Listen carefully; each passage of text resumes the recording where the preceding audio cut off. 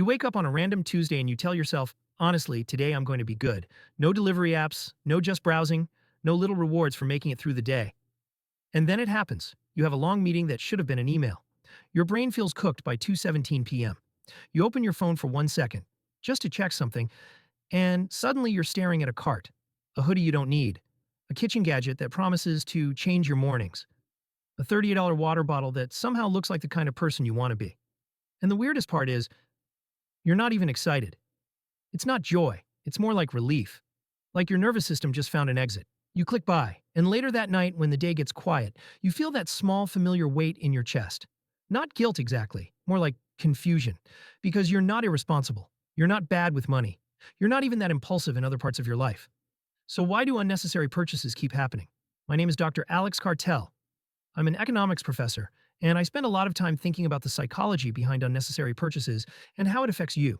If you want simple, clear insights on unnecessary purchases, subscribe and give this video a thumbs up. It really supports the channel. Now, let's talk about what's actually going on when you buy something you didn't plan to buy, because most people misunderstand this topic in a really unfair way. They think the problem is self-control. They think it's discipline. They think it's willpower. And if you've ever tried to fix your spending by promising yourself you'll be stronger next time, you already know how that goes. It works for a few days, sometimes a few weeks. And then life happens. Stress happens, exhaustion happens, boredom happens.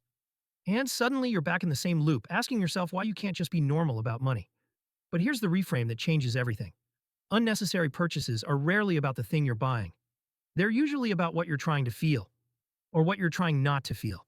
And once you start seeing spending as emotional regulation instead of bad behavior, the entire story shifts. Because now you're not fighting yourself. You're trying to understand yourself. And understanding is where change actually starts.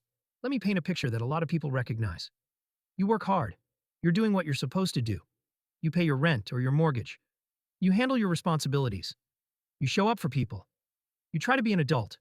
But day after day, you're carrying this low-level mental weight.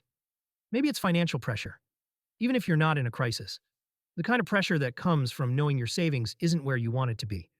Or that one unexpected expense could knock you off balance. Or that you're behind where you thought you'd be by now. Or maybe it's time pressure.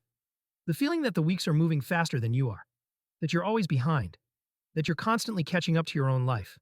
Or maybe it's emotional pressure. Family expectations. Relationship tension. The quiet loneliness of feeling like you're doing all this effort and still not feeling secure. And when you live in that kind of pressure long enough, your brain starts looking for relief. Not long-term relief. Not the kind that comes from building a bigger emergency fund or earning more money or restructuring your life. It looks for immediate relief. Something small. Something easy. Something that feels like control. And buying something is one of the fastest ways to manufacture the feeling of control. It's instant.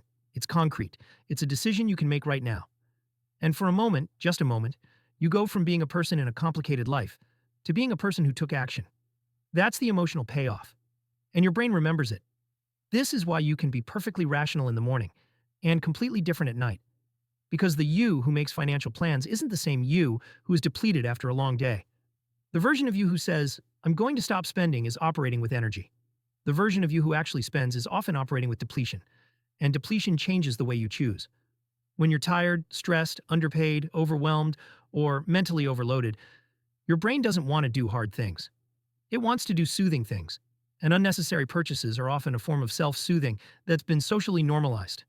Nobody calls it emotional spending when it's a new candle, or skincare, or a small upgrade for your desk, or a little treat after a hard week. It's framed as self-care, and sometimes it is. But sometimes it's not self-care. Sometimes it's self-distraction, and there's a difference. Here's where it gets even more interesting. A lot of unnecessary spending isn't even about the purchase. It's about the anticipation, the browsing, the planning, the imagining. That little fantasy version of your life where the thing you buy fixes something. The new shoes fix confidence. The new planner fixes organization. The new kitchen setup fixes health. The new tech fix makes you productive. The new gym gear makes you consistent. It's not childish. It's human. You're buying a story. And the story feels good because it gives your brain a sense of forward motion. Even if the real problem isn't being solved. Especially if the real problem isn't being solved. There's a concept in behavioral psychology that helps explain this. When a reward is unpredictable, the behavior gets stronger. That's why people keep checking their phones. That's why people keep refreshing. That's why gambling is so addictive, because sometimes you get the hit. Sometimes you find the perfect item. Sometimes the purchase makes you feel better. Sometimes it actually improves your life a little, and those occasional wins train your brain to keep trying. So the next time you feel restless or stressed or bored, your brain suggests the same solution. Just look. Just browse. Just see what's out there. And now we're in a loop. And if you're in that loop, it's not because you're weak. It's because you're being human in a system that constantly offers relief for sale. Think about how modern spending works. We used to have friction. You had to drive somewhere. You had to physically see the item. You had to carry it.